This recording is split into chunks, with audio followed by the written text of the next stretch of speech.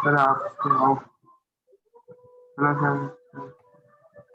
Hello, आ रही है आवाज?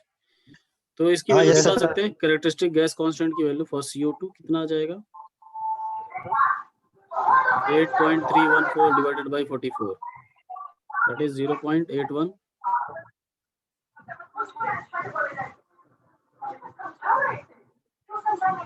0.8 सॉरी 18। किसी ने निकाला नहीं अभी तक?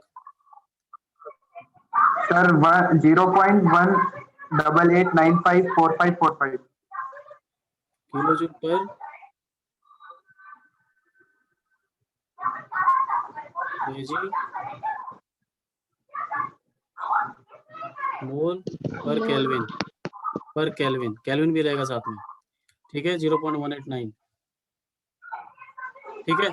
तो ऐसे ही बाकी सारे गैसेस का निकाल सकते हैं आप लोग। O2 का भी निकाल सकते हैं, H2O तो जब स्टीम बन जाएगा, और भी सारे जो आइडियल गैसेस होंगी उसका हम निकाल सकते हैं।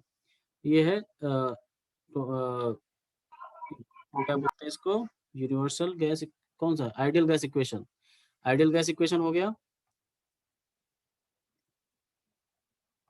Next topic is thermodynamics laws.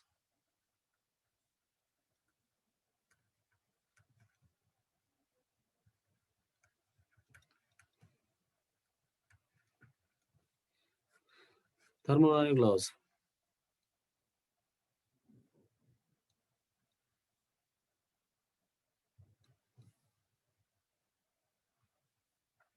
Thermodynamic laws कितने लॉज होते हैं? हाँ जी सर, आपने जो आर की यूनिट निकाली थी उसकी लास्ट लाइन एक बार वापस समझा दो। कौन सी? आर की यूनिट निकाली थी ना आपने? स्मॉल हाँ, ये कैपिटल आर की ना, इसमें कहाँ दिक्कत आ रहा है?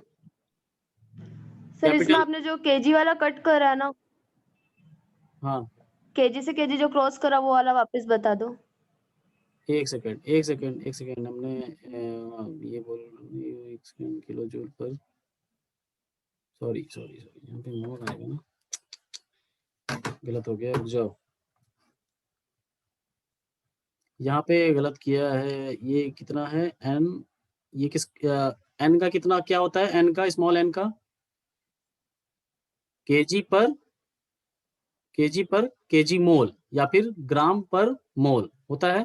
पर मोल स्मॉल n का होता है ना। यहाँ पे मैंने गलत लिखा हुआ है, ये गलत आ गया क्या? ये गलत लिखा हुआ है, यहाँ पे मोल होता है। यूनिवर्सल गैस कांस्टेंट के यूनिट में यहाँ मोल होता है। रुकिए, अच्छा किया इसने बता दिया, किलो जूल पर मोल पर केल्विन, ठीक है। अब इसको चेल्सी बोल रही हो, अब इसको सॉल्व करो एक बार।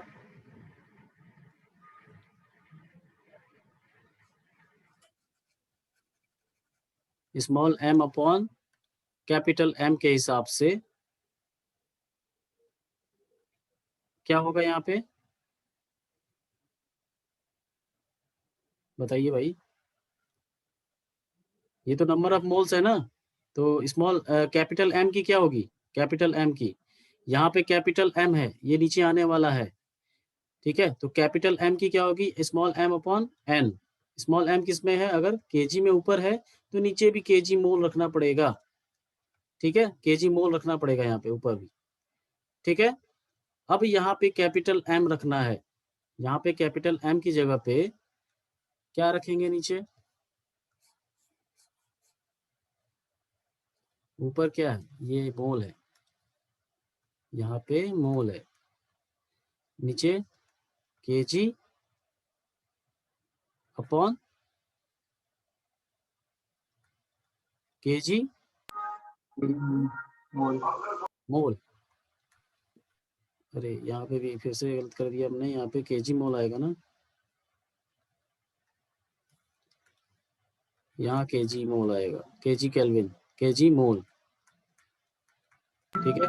केजी मोल कैंसिल आउट हो जाएंगे, केजी मोल कैंसिल आउट। यहाँ गलत लिख दिया हमने, तो यहाँ पे क्या आ जाएगा, ओनली केजी, के kilo joule per KG kelvin, kilo joule per KG kelvin.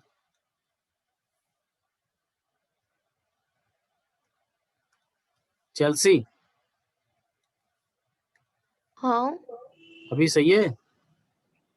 हाँ नहीं तो उसका जो यूनिवर्सल गैस कांस्टेंट का ना, वहां पे मिस्टेक हुआ तो सारा मिस्टेक हो गया। यहाँ पे केजी मोल पर केल्विन है, kilo joule per KG kelvin, पर केजी मोल केल्विन है। यहाँ पे मोल आएगा यूनिवर्सल के साथ, ठीक है, और कैरेक्टरिस्टिक के साथ किलो केजी आएगा, सिर्फ मास आएगा, और वहां पे मोल आएगा। ठीक है, अब करेक्ट है। ठीक है,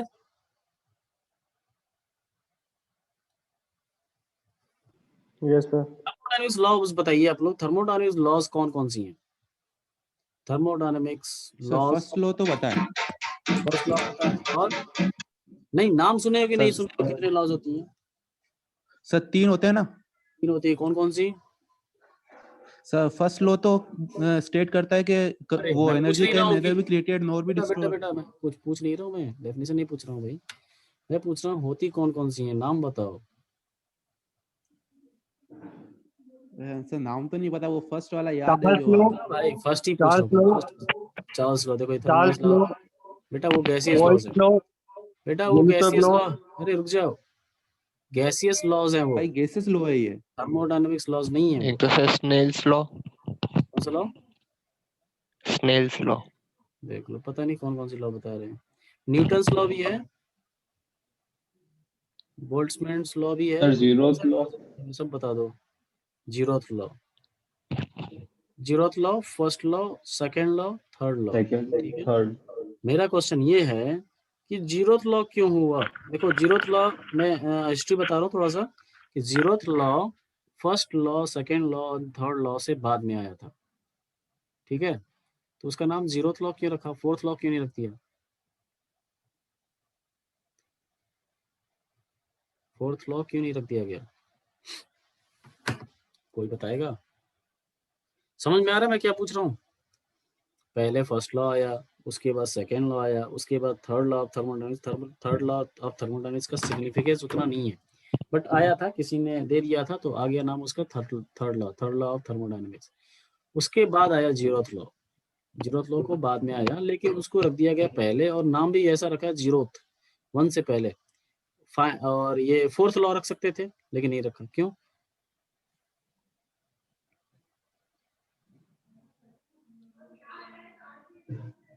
नहीं बताएंगे कोई? चलिए स्टार्ट करते हैं जीरोथ लॉ से।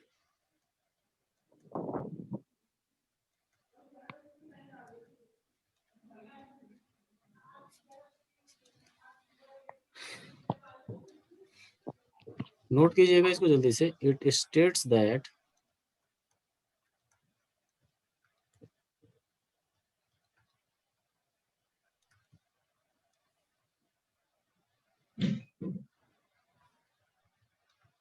if a body A is in thermal equilibrium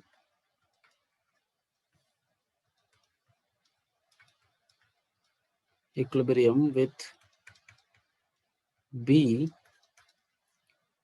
thermal equilibrium with B, and again B is in thermal equilibrium with another body C, then statement है यहाँ पे, इसके बाद then the final statement, then conclusion मतलब है, then A and C also will be in thermal equilibrium.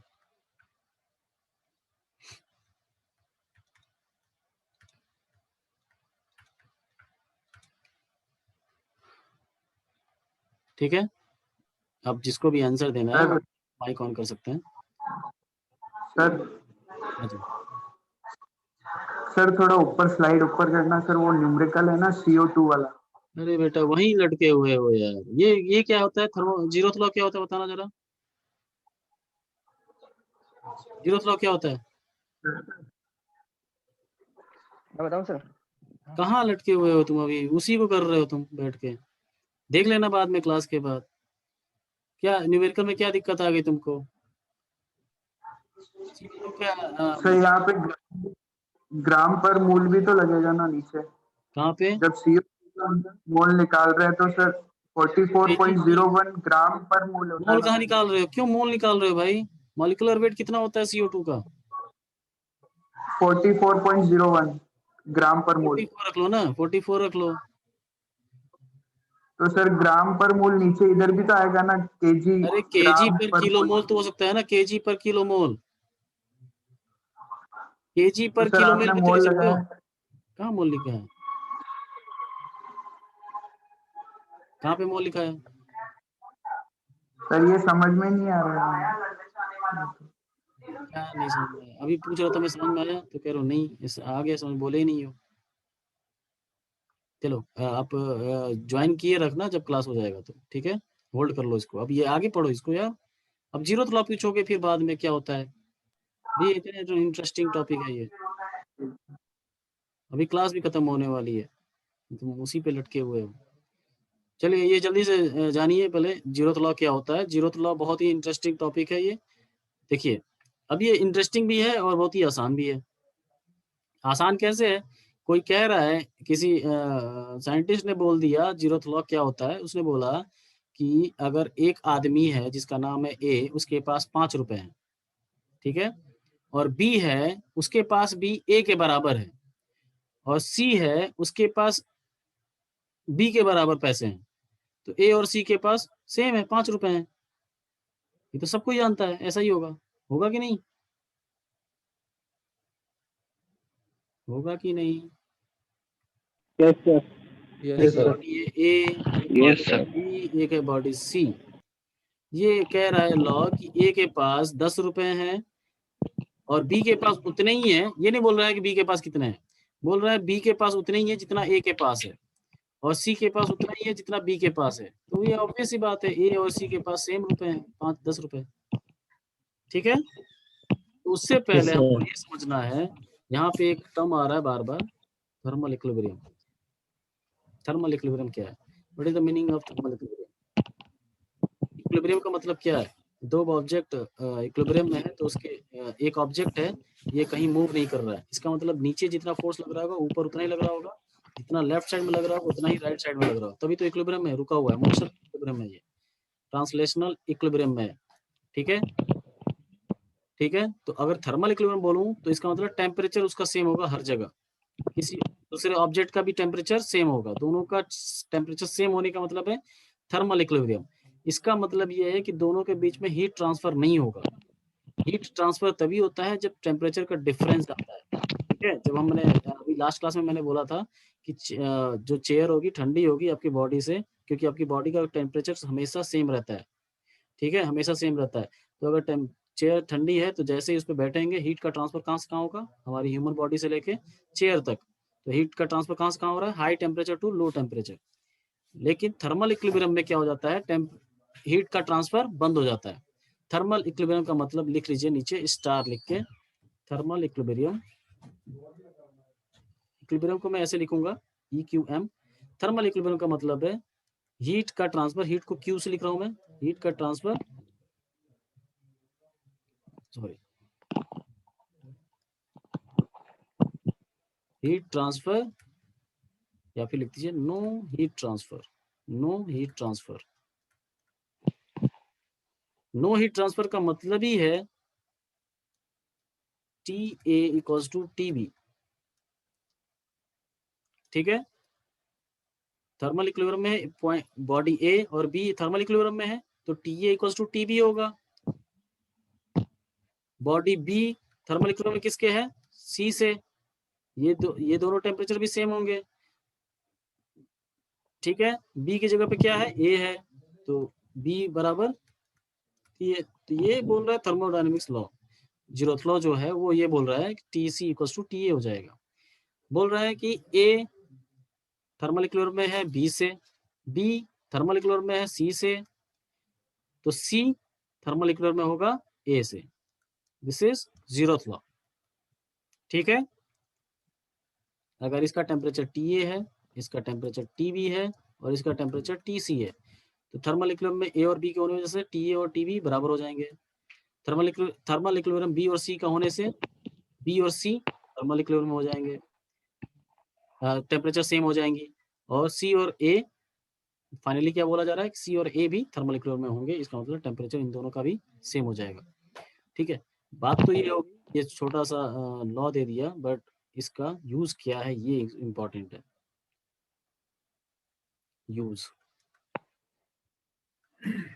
Use क्या है इस लॉ का? अटेंडेंस दे दीजिए आप लोग, अटेंडेंस, और सोचिए यूज क्या है, यूज या फिर एग्जाम्पल।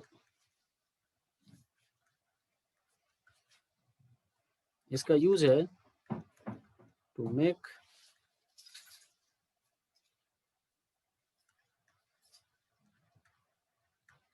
थर्मोमीटर्स यही यूज है इसका।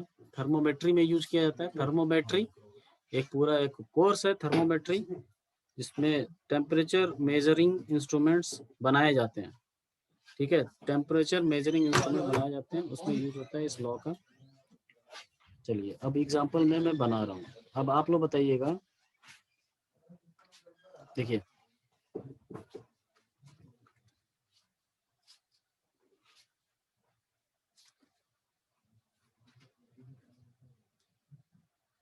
थर्मामीटर है ये,